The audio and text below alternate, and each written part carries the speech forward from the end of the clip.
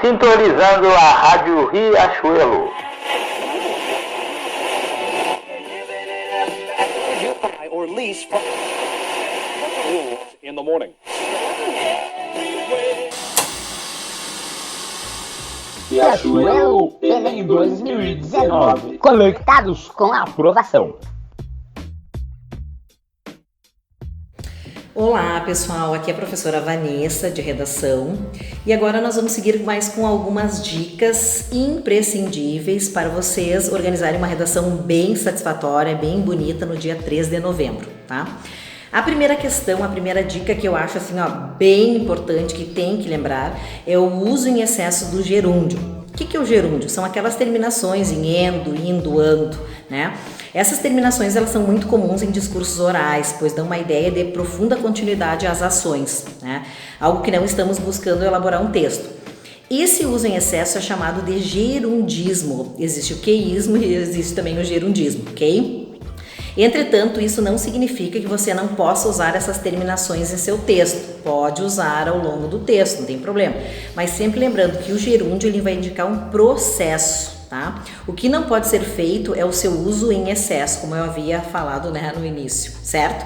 Então, por exemplo, não é aconselhável usar esse gerúndio na introdução porque não indica processo, mas ao longo do desenvolvimento ele é permitido, na conclusão também, mas tem que verificar, né, se não está empobrecendo essa construção, tá?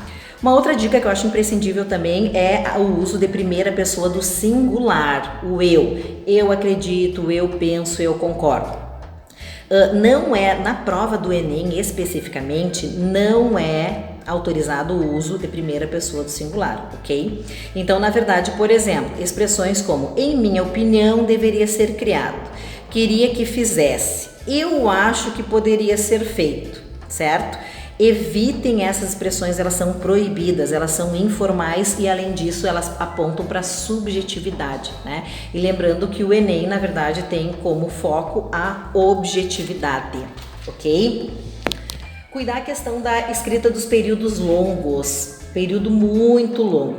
Lembrar, em cada parágrafo, se é introdução, se é desenvolvimento ou conclusão, elaborar no mínimo 2 períodos, ou seja, apresentar no mínimo 2 pontos, ok? Porque o período longo, eles são muito recorrentes nas redações, tá? Porque se cultiva a ideia de que quanto mais se escreve, melhor é o parágrafo, tá? Entretanto, precisamos ser claros, objetivos, em alguns casos, curtos, concisos, né? Objetivos. Uma frase muito extensa tem maior chance de erros do que frases mais curtas, né? Então, cuidar dessa questão. Para tanto, use muito bem a pontuação, como eu falei para vocês, 2 pontos no mínimo em cada parágrafo. Escreva usando, além das vírgulas, os pontos. Cuidar o excesso também de travessões, que muitos alunos, muitos candidatos adoram usar os travessões. Então, vamos ter parcimônia no uso dos travessões. É indicado que se tenha nos parágrafos, né, no mínimo 3 períodos, ou seja, no mínimo 3 pontos, tá? Outra questão imprescindível é as propostas, né? Não deixe de colocar as propostas de intervenção. Na verdade, nas aulas nós salientamos, enfatizamos a importância da proposta de intervenção, porém alguns alunos, alguns candidatos esquecem de apresentar essa proposta, certo? Lembrando, a proposta de intervenção ele é um item obrigatório, a proposta de intervenção é um item obrigatório, é avaliado na competência 5, certo? E essa competência 5, ela vale 200 pontos no total da redação, certo? Sempre que estiver fazendo uma redação para o Enem, coloque na conclusão propostas para os problemas abordados, pois se a sua redação não vier acompanhada de propostas, na conclusão você perderá automaticamente os 200 pontos. Então aí você já não concorre à totalidade da nota, que é 1000 pontos, e sim, né, você vai ter 800 pontos. Outra informação importante é a elaboração de um projeto de texto. Então a minha orientação é chegar na hora da prova, abrir a prova e olhar o tema de redação. Qual é a frase afirmativa, o que ele está carregando, qual é a temática, qual é o âmbito temático que é abordado ali, qual é o recorte temático que eles estão exigindo do candidato, certo? No momento que eu recebi essa prova, eu já vou organizando o meu projeto de texto acerca de repertório, acerca de palavra-chave, acerca de posicionamento, acerca de argumento principal, argumento secundário e intervenções possíveis para o problema apontado. Então, por exemplo, nesse projeto de texto, eu elenquei uma causa X, eu tenho que pensar numa intervenção Y para resolver essa causa X. Se eu apresentei uma causa 2, por exemplo, ou uma causa Z, lá adiante eu vou ter que apresentar também uma intervenção.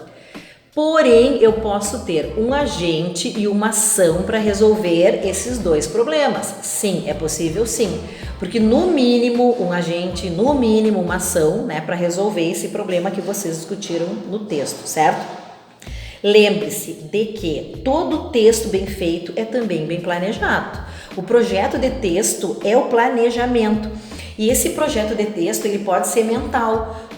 Muitos alunos, na verdade, afirmam que elaborar o projeto de texto demora muito tempo, eles dispensam muito tempo, né? Em contrapartida, temos alunos, autores, que na verdade elaboram mentalmente seu projeto de texto, né? Então, cada um tem a sua organização e na hora da prova vai fazer a sua lista de ideias, né? Como já estava acostumado a fazer quando treinava antes da prova. Outra questão bem essencial é a questão do mesmo. Não use o mesmo para fazer retomadas. Geralmente o candidato ele usa o mesmo, certo? Como elemento de coesão referencial, certo? Essa parte de coesão ela é avaliada na competência 4, certo? E esse mesmo ele é muito comum nas redações, certo? E não exerce função pronominal, ou seja, não pode ser usada para mencionar algo anterior, certo? Sempre quando eu avalio um texto, quando eu corrijo um texto, eu corto esse mesmo, tá? Então o mesmo não vai funcionar. Tá, professora, mas dá um exemplo do uso desse mesmo. Geralmente o aluno faz assim, ó. A mídia pode criar, tá? Pontinhos. Aí eu uso no outro período a mesma por meio de. Esse a mesma automaticamente parece que retoma a mídia, mas esse a mesma não exerce função pronominal, não é um elemento de coesão referencial. Então nós não vamos usar, ok?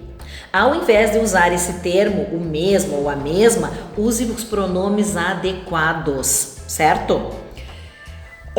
Outra informação pertinente, né? A fonte, não deixe de citar as fontes dos seus dados estatísticos, né? O dado estatístico ele só tem valor, tá? Ele só tem valor acompanhado da sua fonte. Então, por exemplo, se eu coloco lá no meu texto, 25% dos brasileiros comem carne, 25%. Esse meu dado ele não tem validade se eu não apresentar a fonte. Então é muito importante citarmos a fonte, tá? Desse dado que eu estou apresentando. Ou se é Vox Populi, ou se é IBGE, tá? Então eu tenho que informar a fonte para validar, para dar credibilidade ao meu argumento, certo? Outra informação, também imprescindível. Não use citações que não acrescentam nada em seu texto, né? Na verdade, cuidar principalmente a questão do repertório cultural, certo? Porque o candidato às vezes pensa assim, ó, eu tenho que usar um sociólogo, eu tenho que usar um filósofo, porém não tem conexão e não tem funcionalidade dentro dessa estrutura, certo? Então é preciso saber selecionar as informações, né? As informações que são relevantes e aquelas que são irrelevantes, mesmo que ela seja uma citação, certo? Porque às vezes o aluno pensa assim, ó, estou usando o Durkheim, mas às vezes o que o Durkheim defende, a teoria do Durkheim não tem relação nenhuma à temática e à tese que o candidato está defendendo. E a última dica agora para vocês lembrarem lá no dia 3, tá? Não organizar a redação em forma de poema, certo? Porque muitas vezes não é um poema, mas o candidato ele centraliza o seu texto. Então sempre cuidar, sempre atingir a margem direita, ou seja, grudar nessa margem direita, ok? Então eu não posso centralizar meu texto. Outras tipologias textuais também não são aceitas, tá? A narração, a descrição. Se eu escrever uma narração, eu vou tirar 0. Se eu escrever uma descrição, eu vou tirar 0, porque foge a tipologia textual. Em que competência eu vou perder nota? Lá na competência 2, que é na parte de estrutura, certo? Então tem que cuidar isso, ok? Então essas são algumas dicas que vocês devem lembrar no dia da prova. que são essenciais, fundamentais para vocês organizarem um texto satisfatório, ou seja, uma redação nota 1000, ok? Um beijão para vocês, desejo uma excelente prova, muita tranquilidade nessa escritura deste texto, né? Porque quem se dedicou à redação, quem leu, né? Porque o repertório ele é bem avaliado no Enem, quem se atualizou durante todo esse ano, procurou a nossa ajuda, com certeza vai colher, né? Frutos bem maduros, bem docinhos, não é? E como consequência nós vamos ter assim uma excelente aprovação. Um beijo para vocês e boa prova. Olá pessoal, aqui é o professor Matheus e vamos seguir com mais algumas dicas. Pessoal, a primeira dica é muito importante vocês cuidarem a questão da linguagem na redação de vocês, ok? Para isso, um dos recursos que vocês precisam tomar cuidado são os sinais de pontuação. Dentro desses sinais de pontuação, eu ressalto com vocês o uso dos 2 pontos. É preciso tomar cuidado porque os 2 pontos, eles vão sempre marcar a apresentação de alguma ideia, a apresentação de algum argumento, de um fato. O cuidado que precisa se tomar é que sempre que vocês apresentar esse sinal de pontuação, depois de 2 pontos, nós usamos letra minúscula, a não ser que, no caso, vocês apresentem um substantivo próprio, ok? Outro aspecto importante em relação à questão da pontuação é o uso das aspas.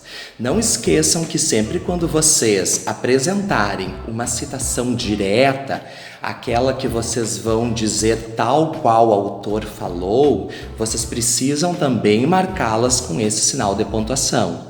Palavras de linguagem estrangeira também se marca com aspas no texto, ok? Outra dica importantíssima, pessoal, é a questão de evitar palavras sem cargas semânticas, que não contribuem para nenhuma informação dentro do texto.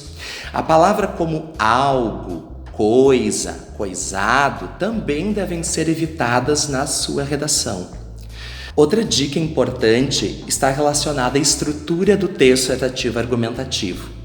Não esqueçam que vocês vão fazer uma prova que exige uma estrutura, título, é um elemento facultativo. Introdução, é preciso que vocês apresentem o tema delimitado e lancem a tese, o posicionamento de vocês. No parágrafo de desenvolvimento, é fundamental que vocês topicalizem a ideia central do parágrafo. Ou seja, como o próprio nome diz, procurem fazer o tópico frasal.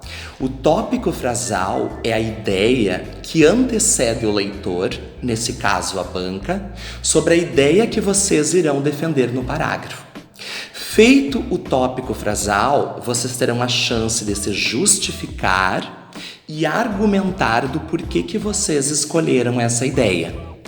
Aqui é fundamental que você apresente áreas do conhecimento, tenha conhecimento de mundo, das disciplinas que vocês estudam, conhecimento de letras de música, obras literárias, também séries, filmes, ok? E também lancem estratégias argumentativas, dados, fatos, exemplos. E na conclusão, é importante que vocês retomem o tema, reafirmem a tese e façam a proposta de intervenção. Ou seja, vocês irão dar a solução daqueles problemas apresentados no texto.